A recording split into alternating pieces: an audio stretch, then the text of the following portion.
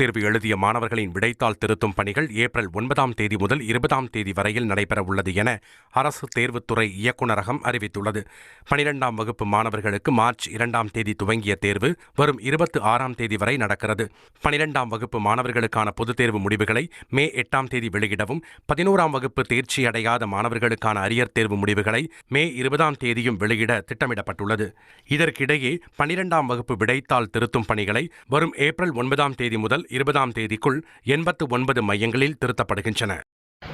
My dear Gautham டே செல்லக்குட்டீஸ் news clip எல்லாம் பார்த்துருப்பீங்கன்னு நினைக்கிறேன். இப்போ தெளிவாக எக்ஸ்பிளைன் பண்ணுறேன். 10th 11th 12th இதில் 11th தான் ட்விஸ்ட்டே. 11th பண்ணால் அரியர் எக்ஸாம் பண்ணால் ரிசல்ட் வெளியிட போகிறாங்கம்மா. அப்படின்னா கண்டிப்பாக உங்களுக்கு பாஸ் பண்ணுறதுக்கு நீங்களும் வழக்கம் போல் பாஸ் பண்ணணும்னு நினைக்கிறேன். ஓகே, இப்போ 10th 11th 12th எப்போ உங்களுக்கு பேப்பர் ஸ்டார்ட் பண்ண போகிறாங்க அப்படின்னு பார்த்தீங்கன்னா ஏப்ரல் 9 to ஏப்ரல் 20 வரைக்கும் பண்ணால் பேப்பர் பண்ண போகிறதா சொல்லியிருக்காங்க. 12th சொல்லியிருக்காங்க.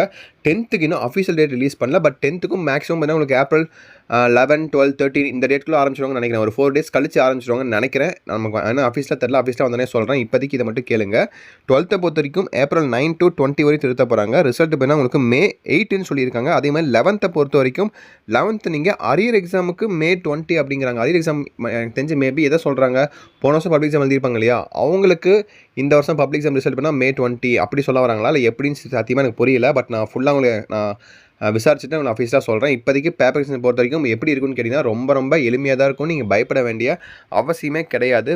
சில பேருக்கு திக் மூமெண்ட்டாக இருக்கும், என்னப்பா பண்ண போகிறாங்க அப்படின்னு சொல்லி பயமாக தான் இருக்கும்னு நினைக்கிறேன். ஸோ டேட் பாருங்கள்.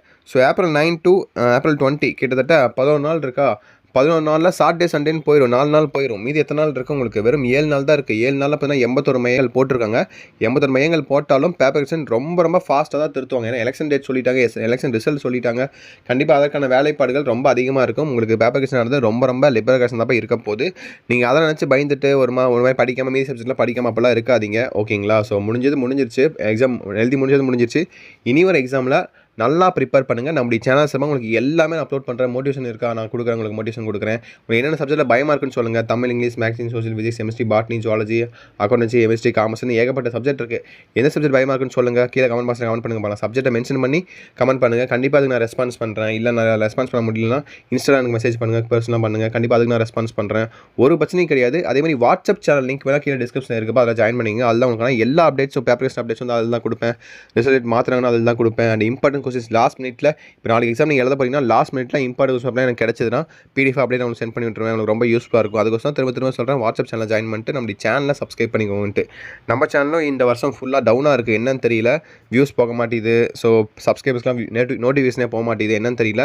உங்களுக்கு நோட்டிஃபிகேஷன் வந்துச்சுன்னு சொல்லி கமெண்ட் பண்ணிடுங்க. அண்ட் அடுத்தடுத்த வீடியோவில் நான் உங்களுக்கு தொடர்ந்து அப்டேட் பண்ணிகிட்டே இருப்பேன். பேப்பர் கிரேஷன் எப்படி பண்ண போகிறாங்க, அண்ட் கிரேஸ் மார்க்ஸ் எப்படி வழங்குவாங்களா வழங்க மாட்டாங்களா, அது எப்படி எந்த மாதிரி நியூஸ் வரப்போகுது, அண்டு பண்ணால் உங்களுக்கு ரிசல்ட் பண்ணால் வந்த உடனே என்ன பண்ணலாம், ஸோ அதே மாதிரி ரீவேல்யூவேஷன் போடலாமா வேணாமான்னு சொல்லி எல்லா அப்டேட்டும் A to Z கடந்த 4 years அப்டேட் பண்ணிகிட்டு இருக்கோம் நம்ம. பட் இந்த வருஷம் என்னன்னு தெரியல, ரொம்ப சேனல் டவுன் ஆயிடுச்சு. சீரியஸ்லி ரொம்ப கஷ்டமாக இருக்குது. ஏன்னா 4 லட்சம் சப்ஸ்கிரைபர் இருக்குது நமக்கு. பட் வியூஸ் பார்த்தீங்கன்னா ஒன்றுமே போக மாட்டேது. ஸோ எனிவேஸ் அது ஒரு பக்கம் இருக்கட்டும். உங்களுக்கு தான் வீடியோ நான் போட்டுட்ருக்கேன். ஒரு பிரச்சனையும் கிடையாது. 1000 பேர் பார்த்தாலும் எனக்கு சந்தோஷம் தான். ஏன்னா உங்களுக்கு யூஸ்ஃபுல்லாக இருக்குல்ல, அவ்வளோதான் முடிஞ்சுது. ஓகேங்களா? ஸோ வீடியோஸ் தொடர்ந்து நான் அப்டேட் பண்ணிகிட்டே இருப்பேன். பேப்பர் அப்டேட்ஸ் வர நான் உங்களுக்கு அப்டேட் பண்ணிகிட்டே இருப்பேன். உங்களுக்கு ரொம்ப யூஸ்ஃபுல்லாக இருக்கும். வீடியோ ஃபுல்லாக பார்த்துருப்பீங்கன்னு நினைக்கிறேன். ஃபுல்லாக பார்த்துருந்தீங்கன்னா ஒரு ஹார்ட்டை கமெண்ட் பண்ணி விட்டு போயிருங்க. அதே மாதிரி உங்களுக்கு எந்த டவுட்ஸ் வந்தாலும் சரி, அந்த டவுட்ஸையும் மறக்காமல் கீழே கமெண்ட் பாக்ஸில் கமெண்ட்டை தட்டி விடுங்க. கண்டிப்பாக அப்போ தான் அதுக்கு ஏற்ற மாதிரி நான் அடுத்த வீடியோஸ் உங்களுக்கு மேக் பண்ணி எந்த மாதிரி வீடியோ மேக் பண்ணி போடலான்னு சொல்லி எனக்கு ஒரு ஐடியா கிடைக்கும். ஓகேங்களா? ஸோ ஓகேப்பா, தட்ஸ் இட் நினைக்கிறேன். வீடியோவை இதோட என் பண்ணிக்கலாம். Wish you the very all the best. கண்டிப்பாக அடுத்தடுத்த வீடியோவில் மீண்டும் வந்து உங்களை சந்திக்கிறேன். ஓகேங்களா? ஸோ தட்ஸ் இட்ப்பா, வீடியோவை இதோட என் பண்ணிக்கலாம். ஸோ பாய் செல்லக்குட்டீஸ், பாய்.